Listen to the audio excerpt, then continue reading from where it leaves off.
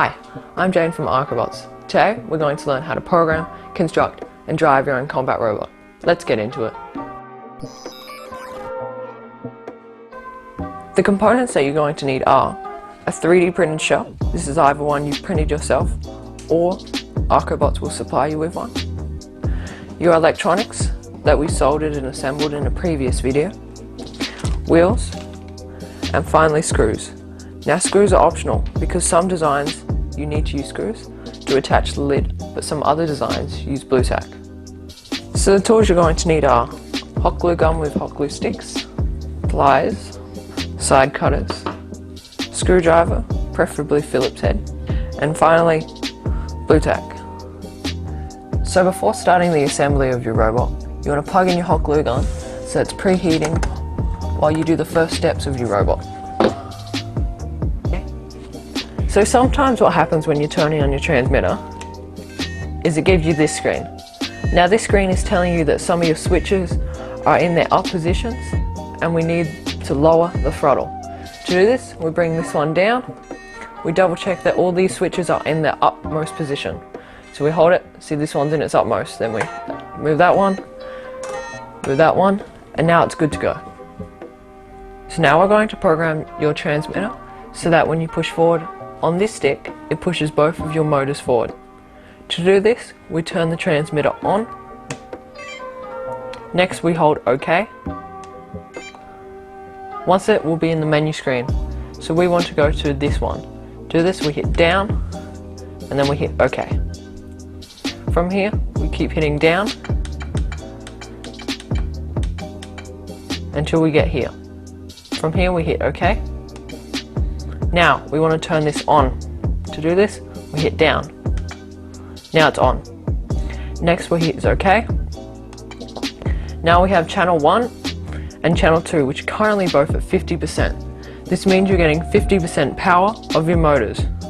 So this is something you may want to change later. So if you want to get full percent of your motors, you can change this from 50 to 100%. To do this, you hold up and it'll bring it up. If you want to make it slower, you hold down and it'll bring it down. Once you've found your speed you want to be at, you hold long hold cancel. Okay, so if you short hold cancel, it won't save it, but we want it to save, so we long hold it. Then we hit short click cancel until we get back to the home screen.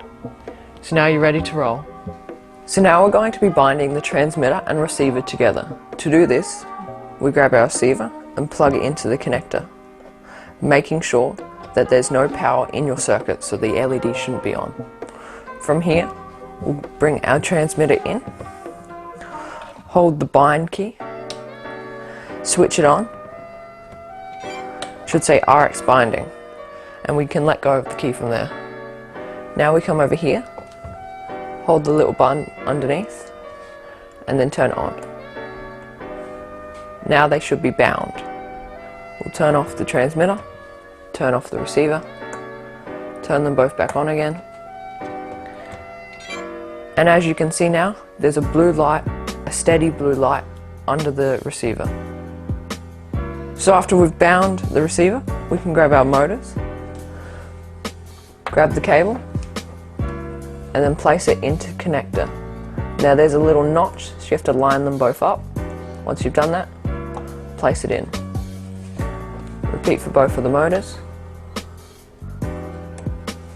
Once they're both placed in, aim them away from each other so that they're not connecting.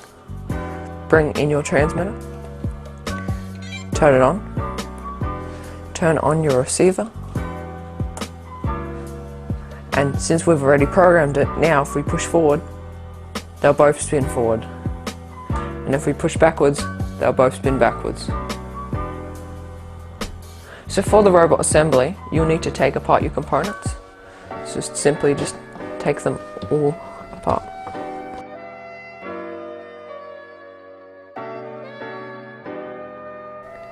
So now we're going to assemble your robot. The first step to doing that is to unpack your wheels. We can grab the side cutters, cut a slit in it, tear it down, and then start pulling out the components. After we've done that, we can grab the silicone rubbery bit, place it over the wheel, and then stretch it around. This may take you a few goes, but eventually you'll get it there. Then you do it for the other one.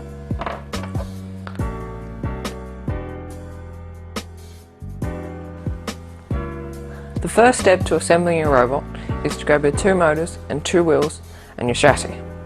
From here, we're going to grab our motor, place it in to the motor slot.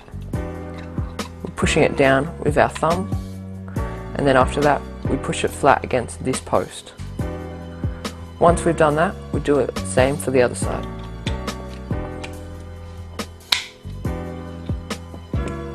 Now we're going to put our wheels on. Now these wheels connect to our D shaft. Now this is a D shaft because the end of the shaft creates the letter D. So then we'll grab our wheel, connect up the notch with the top notch here, and with the bump, because there's a bump on the wheel, we line that up with the inside. Hold the back of our motor with our thumb so that it can't be forced back. Then we grab the wheel and we push it on. And there should be a gap now because of that bump in the wheel. Then you repeat for the other wheel.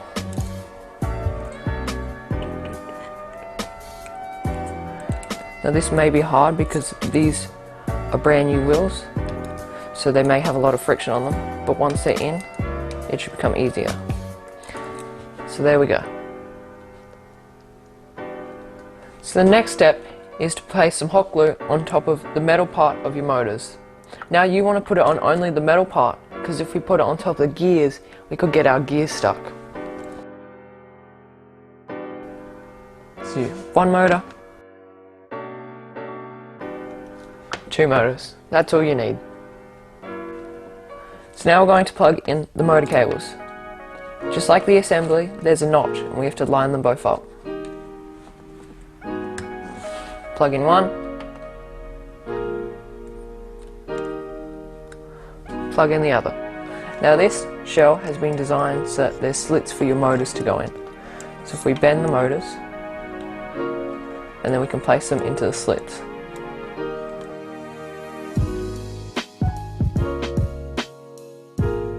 So now we're going to plug in the battery. Once this is done, we're going to double check that it's still working. Yep, light's still working. Now we're going to test the wheels. To test our wheels, we need to elevate the robot. To do this, I'm using an old wood block, but you could use razors as long as it's smaller than the width of the wheels. Then we place it underneath.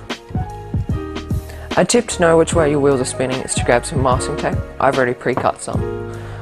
Place it on top of the wheel, and then now it'll tell you which way it's spinning.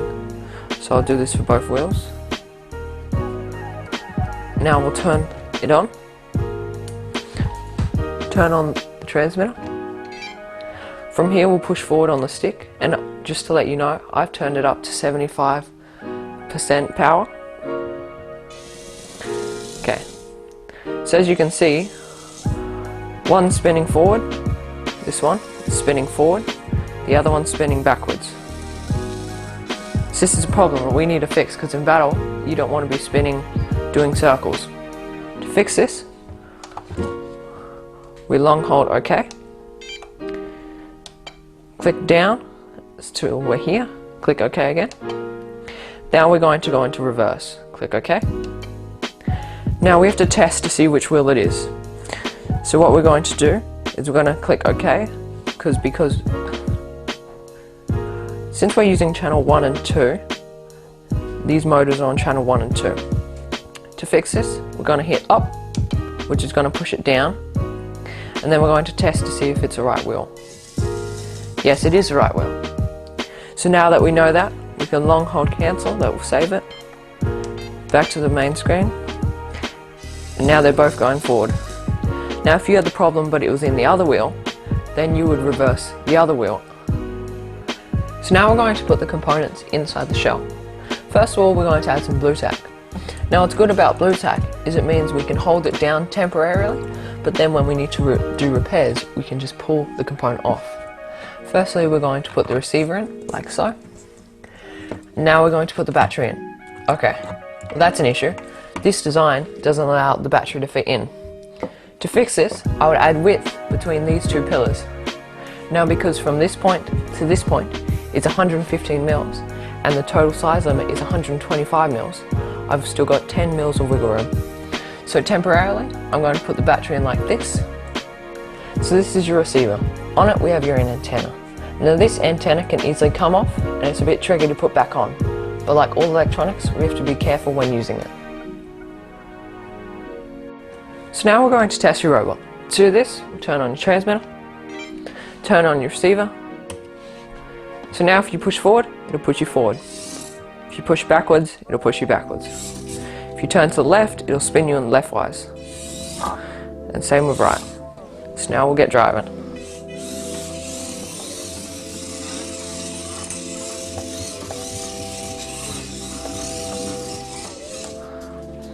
Congratulations, you've now completed your ARKObot.